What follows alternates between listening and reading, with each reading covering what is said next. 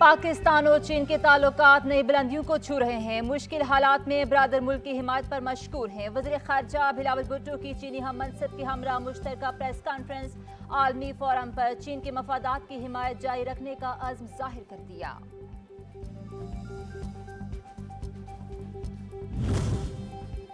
PTI ने SCO इजलास में पाकिस्तान की शिरकत पर तनाज़ा खड़ा करके खारजा पॉलिसी को नुकसान पहुंचाने की रिवायत दोहराई।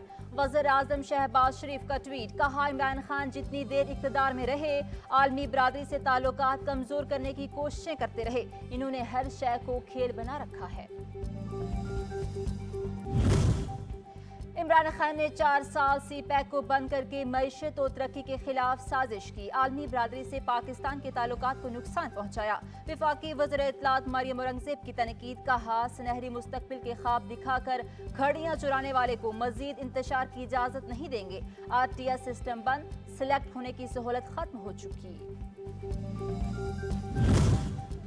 रूस से सस्ते तेल के हुसूल का मिशन, पहला ऑयल टैंकर 24 मई को कराची पहुंचेगा। ज़राए के मुताबिक PSO रूस से 1 लाख मैट्रिक टन सस्ता खाम तेल दरामद कर रहा है। अवाम को रिलीफ रूस की जानिब से 30% सस्ता तेल मिलने पर ही मुमकिन हो सकेगी।